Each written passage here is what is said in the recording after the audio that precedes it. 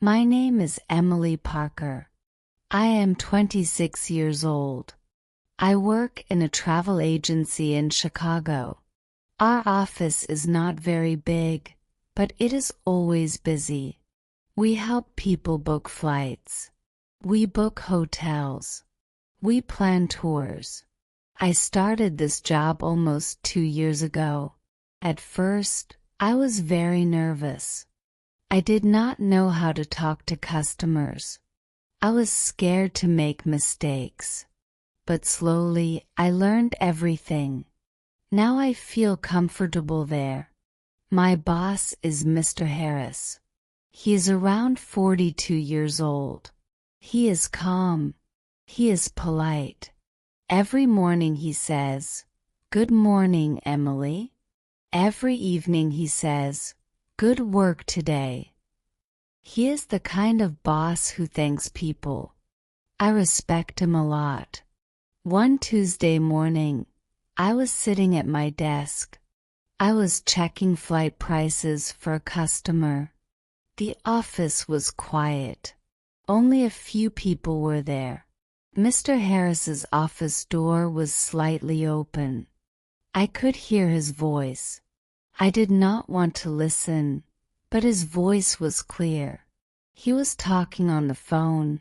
He said, "She is perfect for this. She works very hard. She is smart. I really like her energy." I stopped typing. My hands froze on the keyboard. Was he talking about me? He continued, "I see her every day. She is exactly what we need." My heart started beating fast. Was he really talking about me? Last week he smiled at me when I gave him a report. Last month on my birthday, he gave me a small box of chocolates. One morning he bought me coffee. I thought he was just kind.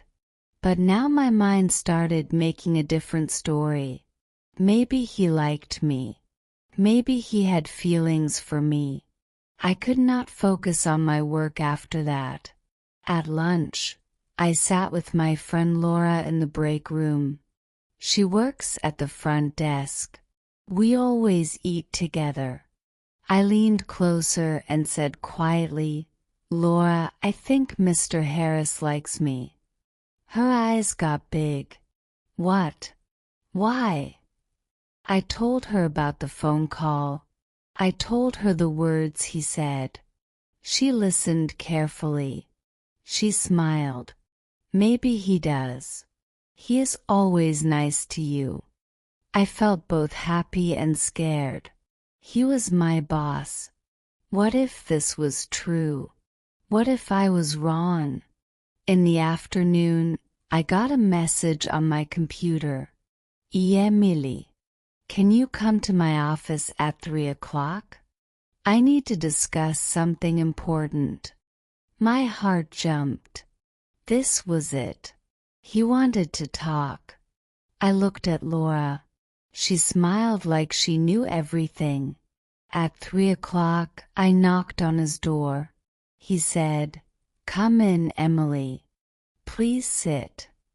He looked serious but kind. He said, "You are doing excellent work. You are always helpful. Customers like you. The team likes you." I smiled softly. Then he said, "We have a new project. Our company is opening a partner office in Portugal. We need someone to go there for 3 months. We think you are perfect for this." I blinked. I did not understand at first. He continued, "Your name came up in our meeting this morning. Everyone agreed. You are the best choice." My mind felt empty. This was not about love. This was about work. I nodded slowly. He smiled. "Think about it. You do not have to answer now." I left his office feeling strange. Laura ran to me. "Well, He wants me to go to Portugal for 3 months, I said. She paused. Oh, so not love. We both laughed. I felt a little silly. I had made a big story in my head, but at the same time I felt proud. He trusted me for something important. That night, I could not sleep.